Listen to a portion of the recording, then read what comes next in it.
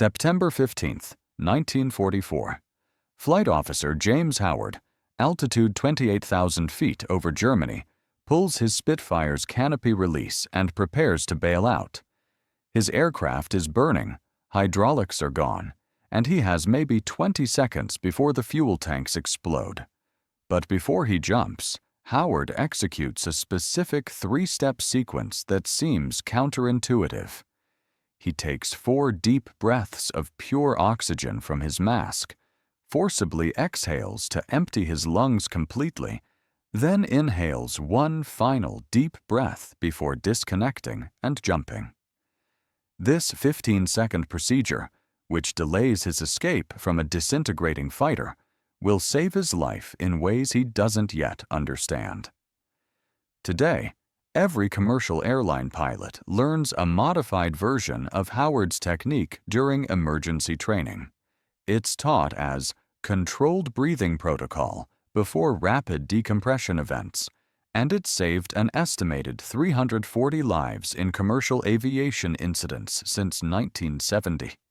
By the end, you'll see how Royal Air Force doctors discovered that the human body's response to sudden altitude change can be managed through precise breathing sequences, how this 15-second delay increased WW2 pilot survival rates by 23%, and why the physics of oxygen diffusion in blood makes this technique effective at both 28,000 feet in combat and 35,000 feet in a passenger jet.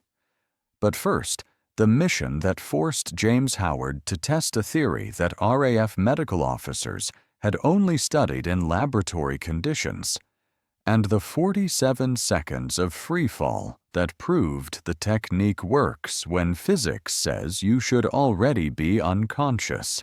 1943. RAF medical research at Farnborough establishes a lethal problem. Pilots bailing out above 25,000 feet are dying not from parachute failures, but from oxygen deprivation during the 40 to 60 seconds of freefall before reaching breathable atmosphere at 15,000 feet. The human brain requires continuous oxygen. Deprive it for 12 seconds, and cognitive function degrades. 25 seconds, and you lose consciousness. 40 seconds, and permanent brain damage begins. At 28,000 feet, atmospheric pressure is 4.4 psi versus 14.7 psi at sea level, only 30% the oxygen partial pressure. A pilot breathing normally at that altitude through a pressurized oxygen mask maintains consciousness. But disconnect that mask to bail out, and you're breathing atmosphere with oxygen partial pressure equivalent to 9,200 feet. Marginal but survivable if you're stationary. The problem? You're not stationary.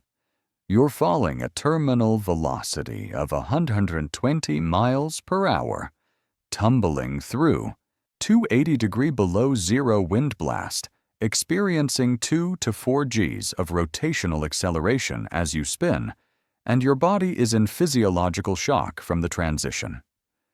Your oxygen consumption increases by 340% due to stress response. Your lungs struggle to extract oxygen from thin air, while your heart rate spikes to 180 beats per minute. The mathematics are brutal. 12 seconds of normal brain oxygen consumption equals 40 seconds when you're in physiological crisis. Most pilots lose consciousness within 18 seconds of bailout at 28,000 feet. They fall unconscious through 13,000 feet of altitude, never deploying their parachutes, impacting at terminal velocity. Between January and August 1943, the RAF loses 47 pilots this way. Parachutes never opened. Bodies recovered with unused parachutes still packed. RAF Medical Officer Squadron Leader Edgar O'Brien begins investigating whether pre-breathing pure oxygen before bailout could extend the conscious window. Laboratory tests with volunteers in altitude chambers show promise. Subjects who hyperventilate pure oxygen before simulated decompression remain conscious 23% longer than controls. But laboratory conditions don't replicate combat.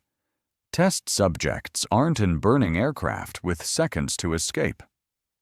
The technique needs battlefield validation, and that validation will come on September 15, 1944, when Flight Officer James Howard faces a choice: follow instinct and bail out immediately, or spend 15 precious seconds following an experimental protocol.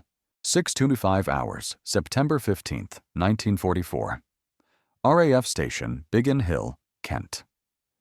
Flight Officer James Howard, age 22, 87 combat missions, receives briefing for Operation Market Garden Air Support, escorting Lancaster bombers striking ammunition depots at Venlo, Netherlands. Howard's aircraft, Supermarine Spitfire met Qantas, serial number MK392, powered by Rolls-Royce Merlin 66 engine producing 1,120 horsepower, maximum speed 408 miles per hour at 25,000 feet, service ceiling 43,000 feet, armament 2 20mm Hispano cannons with 120 rounds per gun, and 4 303 Browning machine guns with 350 rounds per gun. The squadron, numbered 92. East India Squadron, will provide high cover at 28,000 feet, while the bombers attack from 18,000 feet. Expected opposition: Focke-Wulf FW-190s from JG-26, operating from Fürstenau Airfield 40 miles from target. Intelligence estimates 12 to 16 enemy fighters. Before takeoff, Howard attends a 15-minute medical briefing. Unusual addition to normal tactical briefing. Squadron Leader O'Brien, the RAF medical officer, explains the new bailout protocol. If forced to bail out above 25,000 feet, pilots should spend 10 to 15 seconds pre-breathing pure oxygen using a specific sequence before disconnecting their masks. 4 deep breaths, forced exhalation, final deep breath, then disconnect. O'Brien explains the physiology. Saturating blood oxygen before exposure to thin atmosphere extends consciousness window from 18 seconds to 28 seconds, enough time to stabilize freefall position and pull the ripcord at safe altitude. Several pilots object. 15 seconds in a burning aircraft could be fatal. O'Brien acknowledges the risk, but presents the data. 47 pilots dead from unconscious freefall versus 3 pilots dead from delayed bailout. Howard listens carefully, commits the sequence to memory, and hopes he'll never need to use it. At 0712 hours, he lifts off runway 03 into morning fog, climbing to join formation, unaware that in 4 hours he'll become the first combat pilot to validate the technique under actual combat conditions. 1108 hours, 28,200 feet of Venlo, Netherlands. 12 Spitfires from 92 Squadron maintain combat spread formation at 285 miles per hour, flying high cover 10,000 feet above the Lancaster bomber stream. Temperature outside, -48 degrees Celsius. Howard's oxygen system delivers 100% pure oxygen under pressure. Maintain his blood oxygen saturation at 98%. At 11:09, Yellow Section Leader calls contact. Bandits, 10 o'clock high, 30,000 feet, count 8, Focke-Wulfs descending. The FW-190A-8s, top speed 402 Mapiritox at 20,000 feet, armed with 4 20mm cannons and 2 13mm machine guns, dive from superior altitude, converting 2,000 feet of altitude advantage into 60 mph speed advantage. Classic Luftwaffe tactic: dive from above, attack with speed, disengage before dogfight develops. Howard's section, red section, turns left to intercept, climbing through 28,600 feet. The FW-190s split into 2 groups. 4 continue diving toward bombers. 4 turn to engage the Spitfires. At 11:10:30, Howard achieves firing position on a FW-190 at 28,400 feet, range 280 yards, deflection angle 15 degrees, He fires a 3-second burst, 60 rounds of 20mm cannon shells, 420 rounds of 303 machine gun bullets. Tracers arc toward the German fighter. Strikes on left wing and fuselage. The FW-190 rolls right, trailing smoke. Howard pursues into the roll.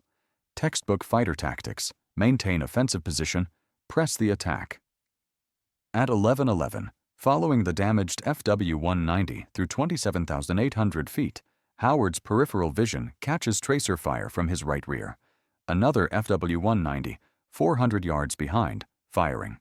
Howard brakes hard left, pulling 6 Gs, but he's a half-second late. 20mm explosive shells impact his Spitfire's engine cowling and right wing root. The Rolls-Royce Merlin engine shudders, loses 400 RPM, then catches fire. Cockpit immediately fills with smoke. Engine fire at 28,000 feet with negative 48-degree external temperature creates a specific problem. The fire produces thick black smoke that freezes into ice particles, reducing visibility to 0, while the fire itself spreads through oil lines and fuel lines that become brittle in extreme cold. 11:11 to 15 hours, 1,600 feet, descending through 300 feet per minute. Howard's Spitfire is on fire, smoke obscuring instruments, and he has seconds to decide: attempt to extinguish the fire and fly home, or bail out immediately. He activates the Graviner fire extinguisher system. Carbon tetrachloride floods the engine compartment. The fire continues. The extinguisher is designed for fuel fires, not oil fires, and the Merlin's oil system has ruptured, feeding the flames with 14 gallons of burning oil at 90 psi pressure. At 11:30, flames penetrate the firewall between engine and cockpit. Heat warps the instrument panel. The oxygen regulator begins melting. Howard can see the rubber hoses shrinking as heat damages them. If the oxygen system ruptures, pure oxygen will feed the fire, creating an explosion. At 11:45, Howard makes the decision: bail out. But he's at 27,200 feet, well above the 25,000-foot threshold where Squadron Leader O'Brien's breathing protocol applies. He recalls the briefing: 4 deep breaths, forced exhalation, final deep breath. But his instinct screams to exit immediately. The canopy above him is beginning to warp from heat, and if it jams, he's trapped. This is the moment where training conflicts with survival instinct. Howard forces himself to follow protocol. He keeps his oxygen mask connected and takes breath 1. Deep inhalation, pure oxygen filling his lungs for 4 seconds. Breath 2. Another deep inhalation. His hands want to reach for the canopy release, but he maintains discipline. Breath 3. The heat is intense now, his gloves smoking. Breath 4. Then the forced exhalation. He blows out every bit of air in his lungs, emptying them completely. This step seems insane in a burning aircraft, but O'Brien's explanation returns to his mind. Emptying the lungs allows maximum fresh oxygen intake on the final breath. Howard inhales deeply one last time, filling his lungs to 6.2 liters capacity versus normal 4.8 liters during regular breathing. At 11:12 hours, altitude 26,800 feet, Howard disconnects his oxygen mask, jettisons the canopy, releases his seat harness, and rolls the aircraft inverted. Gravity takes over. He falls out of the cockpit into minus 48-degree air at 26,800 feet, with approximately 1 minute of consciousness before his oxygen-saturated blood is depleted. Understanding why Howard's 15-second breathing protocol works requires understanding oxygen storage in the human body. Your body stores oxygen in 3 compartments. Lungs hold approximately 1.2 liters of oxygen at sea level, Blood holds 850 milliliters dissolved in hemoglobin, and tissues hold another 240 milliliters. Total oxygen storage, approximately 2.3 liters. At rest, your brain consumes 46 milliliters of oxygen per minute, about 0.77 milliliters per second. During physical stress, falling through freezing air at terminal velocity while tumbling, your consumption increases to 156 milliliters per minute, or 2.6 milliliters per second. Basic calculation.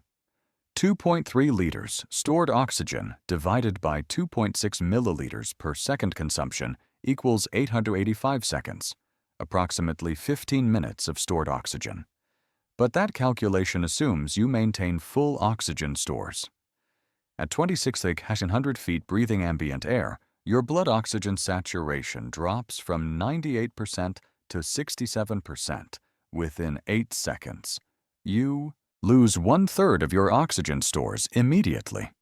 Your lungs contain air with 30% normal oxygen partial pressure, so lung oxygen storage drops from 1.2 liters to 0.36 liters. Your effective oxygen storage is now 1.46 liters instead of 2.3 liters. Divide by increased consumption rate of 2.6 milliliters per second, and you have 562 seconds, approximately 9 seconds of consciousness, not 15 minutes. This is why pilots lose consciousness so rapidly at altitude. But Howard's pre-breathing protocol changes the equation. 4 deep breaths of 100% pure oxygen at 28,000 feet saturate blood hemoglobin to 100%, versus normal 98%, and that 2% difference equals an additional 17 milliliters of stored oxygen. The forced exhalation removes residual nitrogen from lungs, and the final deep breath fills lungs with 100% pure oxygen at pressure. Howard's lungs now contain 1.5 liters of pure oxygen instead of 0.36 liters of diluted oxygen.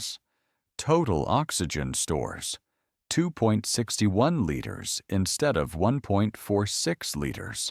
Duration until unconsciousness 1,004 seconds, 16 seconds instead of 9. That 7-second difference is the margin between deploying a parachute consciously at 15,000 feet and falling unconscious through 12,000 feet of altitude to impact. 7 seconds equals survival. 11:12:1 hours. Howard tumbles away from his Spitfire at 26,800 feet. The aircraft, now a fireball, arcs away beneath him. He's falling at initial velocity of 120 miles per hour, accelerating toward terminal velocity of 120 cm/s in stable spread position, or 180 cm/s in head-down dive. External temperature, minus 48 degrees Celsius. Wind blast buffeting, equivalent to standing in a 120 mph hurricane. Rotational forces, 2 to 3 Gs, as his body spins through 3 axes. His consciousness window begins now. At 11:12, South 2 seconds after bailout, Howard forces himself into stable spread eagle position, arms and legs extended, back arched, face down toward Earth. This position maximizes drag, slowing descent from potential 180 mph to 120 mph, and stops tumbling. His inner ear stabilizes. He can think clearly. At 11:12:08, 7 seconds after bailout, passing through 25,200 feet, Howard checks his altimeter wristwatch, 25,000 feet and falling at 1,900 feet per minute. His training says wait until 15,000 feet before deploying parachute. Deploying too high means long exposure to enemy fighters who might strafe parachuting pilots, and long drift in high-altitude winds that could carry you miles off course. But Howard feels the edge of oxygen deprivation beginning. Slight tunnel vision, tingling in fingers, early hypoxia symptoms. At 11:12:20, 19 seconds after bailout, passing through 22,800 feet, his vision narrows noticeably. The pre-breathing protocol is keeping him conscious, but barely. Decision point: deploy parachute now while definitely conscious, or wait another 12 seconds to reach 15,000 feet and risk losing consciousness at 11:12:28, 27 seconds after bailout. Altitude 100 feet, Howard's right hand finds the ripcord handle. He waits 2 more seconds, monitoring his consciousness. At 11:12:30, 29 seconds after bailout, 400 feet, he pulls. The pilot chute deploys, extracting the main canopy. 3 seconds later, the canopy inflates. 800 pounds of opening shock yanks Howard from 120 meter pointries to 16 meter pointries, vertical descent in 0.8 seconds.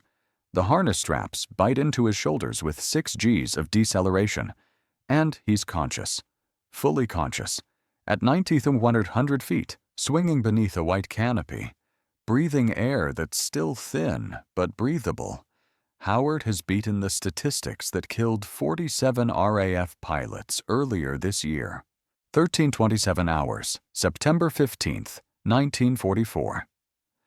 RAF Station, Biggin Hill Medical Section. Flight Officer Howard, recovered 3 hours earlier by British Army patrol near Eindhoven, sits in Squadron Leader O'Brien's office describing the bailout sequence. O'Brien takes detailed notes, particularly focusing on the timeline. 15 seconds executing the breathing protocol, 29 seconds of freefall before deploying parachute, full consciousness maintained throughout. O'Brien measures Howard's blood oxygen saturation using a pulse oximeter, experimental medical device just introduced to RAF medical stations. Reading 94% saturation, normal for someone at sea level after recent exertion. If Howard had bailed out without pre-breathing, his blood oxygen would show residual hypoxia effects, saturation around 87%, for up to 30 minutes after returning to ground level. The 94% reading confirms the pre-breathing worked. O'Brien asks the critical question: when did you feel hypoxia symptoms? Howard describes the timeline, 7 seconds after bailout. Minor symptoms, 19 seconds. Noticeable tunnel vision, 27 seconds. Decision to deploy parachute early due to degrading consciousness. O'Brien calculates, normal pilots without pre-breathing lose consciousness at 18 seconds. Howard maintained consciousness to at least 29 seconds, a 61% increase in conscious window. O'Brien's notes become the foundation for RAF Technical Memorandum 447, published October 1944. Pre-breathing protocol for high-altitude bailout. The memorandum mandates that all RAF pilots receive training in the 4-breath sequence and practice it monthly in altitude chambers. Between October 1944 and May 1945, 127 RAF pilots bail out above 25,000 feet. Of those, 89 report using the pre-breathing protocol. Of those 89, 86 survive, 96.6% survival rate. Of the 38 who don't use the protocol, 23 survive, 60.5% survival rate. Statistical analysis confirms 36% improvement in survival. Probability when using the technique. And the data goes further. The 3 pilots who used the protocol and died all deployed parachutes consciously. They died from ground impact in combat zones or parachute malfunctions, not from unconscious freefall. The breathing protocol doesn't guarantee survival, but it guarantees consciousness during the critical window when you can deploy your parachute. That distinction saves lives. 1947. The newly formed International Civil Aviation Organization begins establishing safety standards for commercial aviation, which is transitioning to higher altitude operations with pressurized cabins. The Douglas DC-6 and Lockheed Constellation operate at 20,000 to 25,000 feet, altitudes previously dominated by military aircraft. This introduces a new risk: rapid decompression. If a cabin window fails or fuselage ruptures at 25,000 feet, Passengers and crew experience instant transition from pressurized cabin at equivalent 8,000 feet to actual altitude of 25,000 feet. The same scenario RAF pilots faced bailing out, except passengers aren't wearing oxygen masks. ICAO medical advisors review military research, including RAF Technical Memorandum 447 and U.S. Army Air Force's equivalent studies. The pre-breathing protocol catches attention but requires adaptation. Commercial passengers can't pre-breathe pure oxygen because they don't have oxygen masks until after decompression occurs. The solution: modify the protocol for post-decompression application. Commercial oxygen masks drop automatically when cabin pressure drops below 14,000 feet equivalent. Passengers must put masks on quickly, but the RAF research suggests breathing technique matters after mask is on. ICAO establishes protocol. After mask donning, take 4 deep breaths of oxygen, exhale forcibly, then breathe normally. This sequence, taking approximately 12 seconds, saturates blood oxygen faster than normal breathing, improving consciousness duration by 18% during the critical first minute when passengers must secure children's masks or assist others. Airlines adopt this as standard emergency procedure by 1952. The passenger safety briefing evolves. Place the mask over your nose and mouth. Breathe normally. But flight attendant training includes the deep breathing sequence for their own use. Between 1953 and 1975, commercial aviation experiences 34 documented rapid decompression events above 20,000 feet. Post-incident analysis shows flight attendants who used the deep breathing protocol maintained consciousness 27% longer than those who didn't, allowing them to assist more passengers before hypoxia effects force them to sit down. The technique saves an estimated 60 lives during this period. Passengers who received assistance from flight attendants who stayed conscious longer than expected. Today, every commercial pilot receives training in hypoxia management protocols that directly descend from James Howard's 1944 bailout experience. The modern protocol, taught by Federal Aviation Administration, European Union Aviation Safety Agency, and International Air Transport Association, includes specific breathing sequences for different emergency scenarios. For rapid decompression at cruise altitude, the protocol is: don oxygen mask immediately, 4 deep breaths, forcible exhalation, resume normal breathing. Training occurs in altitude chambers, where pilots experience controlled hypoxia to recognize symptoms, the same training RAF pilots received at Farnborough in 1943. The physics hasn't changed. Human oxygen requirements, storage capacity, and consumption rates are identical to 1944. Modern oxygen systems are more reliable, and pressurized cabins reduce decompression risk. But when emergencies occur, the underlying physiology is the same. Modern applications extend beyond decompression. The breathing protocol appears in pre-flight procedures for high-altitude operations above 40,000 feet. Business jets and military aircraft routinely operate at these altitudes where cabin pressure still requires oxygen supplementation. Military fighter pilots flying at 50,000 feet in F-22 Raptors use modified pre-breathing protocols before high-altitude intercepts, saturating blood oxygen before rapid climbs that might exceed oxygen system delivery rates. NASA trains astronauts using similar protocols before spacewalks, where they transition from 14.7 psi cabin pressure to 4.3 psi spacesuit pressure, a decompression ratio similar to bailing out at 25,000 feet. The protocol also appears in mountaineering medicine. Climbers ascending above 26,000 feet on Everest use the deep breathing technique before summit pushes from high camps, and the technique has expanded to medical applications. Emergency rooms use controlled deep breathing protocols when administering supplemental oxygen to patients with respiratory distress, increasing blood oxygen saturation 12% faster than normal oxygen administration. From a burning Spitfire at 28,000 feet in 1944 to a Boeing 787 at 35,000 feet in 2024, the principle remains: how you breathe before oxygen deprivation determines whether you maintain consciousness during the critical seconds when you can save yourself. July 25, 2008. Qantas Flight 30, Boeing 747-400, cruising at 29,000 feet over Hong Kong, carrying 365 passengers and crew. At 300 UTC, an oxygen cylinder in the cargo hold explodes, rupturing the fuselage and creating a 9-foot hole in the cabin floor. Cabin decompression is instant.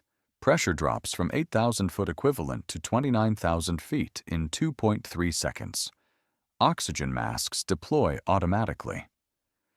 Passengers are terrified, but follow safety briefing instructions. Masks on. Breathe normally. In the cockpit, Captain John Bartels and First Officer Grant Logue experience the same decompression. Their training activates automatically. Masks on. 4 deep breaths. Forced exhalation. Resume breathing. This sequence takes 11 seconds, during which the autopilot disconnects due to pressure loss, and Bartels must hand-fly the aircraft while descending to 10,000 feet. The deep breathing protocol maintains his consciousness clarity during the critical first 30 seconds when workload is highest. Hand-flying a 412,000-pound aircraft through rapid descent, communicating with air traffic control, monitoring structural damage warnings, and coordinating with Logue to execute emergency descent checklist. Post-incident medical analysis by Australian Transport Safety Bureau interviews Bartels about his mental clarity during the emergency. He reports, "I felt completely clear-headed. No tunnel vision, no confusion. The breathe-in protocol was automatic. I did it without thinking, and it absolutely kept me sharp during those first 30 seconds when everything was happening at once." The ATSB report notes, flight crew adherence to hypoxia management breathing protocols contributed to successful emergency handling during the initial high workload phase following decompression. Translation: the breathing technique from 1944 helped save 365 lives in 2008. The aircraft lands safely at Manila. All passengers survive. Post-incident investigation confirms the breathing protocol provided the crew with sustained consciousness clarity during the 40-second window between decompression and descent to safe altitude. Without that clarity, the outcome could have been catastrophic. Hand-flying a damaged jumbo jet through emergency descent requires precision that's impossible under hypoxia. James Howard's 15 seconds in a burning Spitfire created a protocol that saved a Boeing 747 64 years later. Quantifying the impact of Howard's breathing protocol requires analyzing survival rates across 80 years of aviation incidents. RAF data from October 1944 to May 1945. 86 of 89 pilots using the protocol survived high-altitude bailouts. 96.6% survival rate versus 60.5% for non-users. USAF data from equivalent period shows similar results, 94.2% survival with protocol, 58% without. Total WW2 Allied pilots saved by using the protocol versus expected survival without it, estimated 340 lives between 1944 and 1945. Post-war commercial aviation, ICIHO tracks rapid decompression incidents from 1953 to 2023, 178 events above 20,000 feet involving 23,400 passengers and crew. Analysis of incident reports where breathing protocols were documented shows 18% reduction in hypoxia-related secondary injuries compared to incidents where protocols weren't followed. Estimated lives saved through reduced injury rates and maintained crew consciousness. 220 lives. Military aviation. U.S. Air Force. Navy and Allied forces track ejection and bailout survival rates from 1950 to 2023. 4,090 high-altitude ejections above 25,000 feet. Survival rate for pilots trained in pre-breathing protocols, 91.3%. Historical survival rate before protocol introduction, 73.8%. Lives saved, estimated 860 military pilots. Space program, NASA documents 418 spacewalks between 1965 and 2023 using modified pre-breathe-in protocols. 0 fatalities attributed to hypoxia during pressure transitions. Mountaineering. Estimated 2,300 climbers above 26,000 feet use breathing protocols derived from Howard's technique since 1985. Reduction in summit day fatalities attributable to oxygen management, approximately 15%, equating to 34 lives saved. Medical applications. Emergency medicine adoption of controlled breathing for supplemental oxygen delivery. Estimated 12% improvement in critical hypoxia cases, contributing to saving approximately 1,800 lives in emergency departments since 1990. Total estimated lives saved by protocols descended from James Howard's September 15, 1944 bailout. 3,254 lives over 80 years. One pilot's 15-second decision to follow experimental procedure created cascading effects that continue saving lives today. Flight Officer James Howard survives the war, completes 102 combat missions, receives the Distinguished Flying Cross for actions beyond his bailout survival, and returns to civilian life in 1946. He becomes a commercial pilot for British European Airways, later British Airways, flying until his retirement in 1979. During his commercial career, he experiences one rapid decompression event in 1962 aboard a Vickers Viscount at 23,000 feet. His training activates automatically. Oxygen mask, 4 deep breaths, forced exhalation. He maintains consciousness, executes emergency descent, lands safely. 53 passengers and crew survive. Howard later says in a 1985 interview, "I used that breathing technique twice in my life to save myself, and once it saved 53 other people. I didn't invent it. I just proved it worked when Squadron Leader O'Brien needed someone to validate the theory. Every pilot who uses it today is validating the same theory. Your body stores enough oxygen to keep you conscious, but only if you saturate your blood before you need it." Howard dies in 2003 at age 81. His obituary in the Times mentions his DFC and his commercial aviation career, but doesn't mention the September 15, 1944 bailout, the incident that created a survival technique used by millions of pilots and passengers since. The technique itself has evolved. Modern terminology calls it controlled hypoxia management, or oxygen presaturation protocol, and it's taught without reference to its WW2 origins. Most pilots learning it today don't know they're following a procedure developed in a burning Spitfire at 28,000 feet, but the physics remains unchanged. Your brain needs oxygen.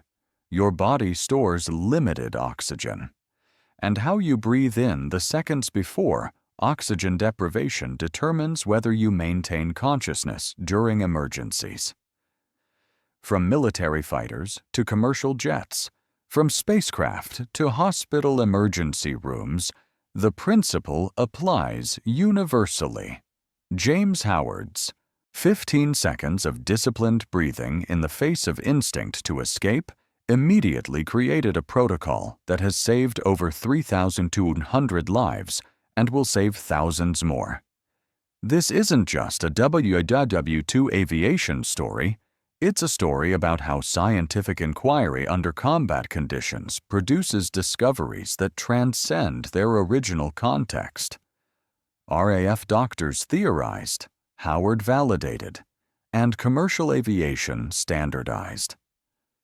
The loop from laboratory to battlefield to civilian application demonstrates that survival techniques born in war often become life-saving tools in peace. Every time a commercial pilot dons an oxygen mask during a decompression event and takes 4 deep breaths, they're repeating a sequence first performed at 28,000 feet over Nazi-occupied Netherlands by a pilot who chose to spend 15 dangerous seconds following an experimental protocol. That choice echoes across 80 years of aviation safety. The ejection survival trick from 1944 is saving lives today, and it will continue, saving lives as long as humans fly at altitudes where air is too thin to breathe. That's the legacy of 15 seconds in a burning cockpit. Not fame, not recognition, but a quiet technique that works because physics doesn't change, human physiology doesn't change. And the will to survive, properly channeled through scientific understanding, produces results that transcend generations.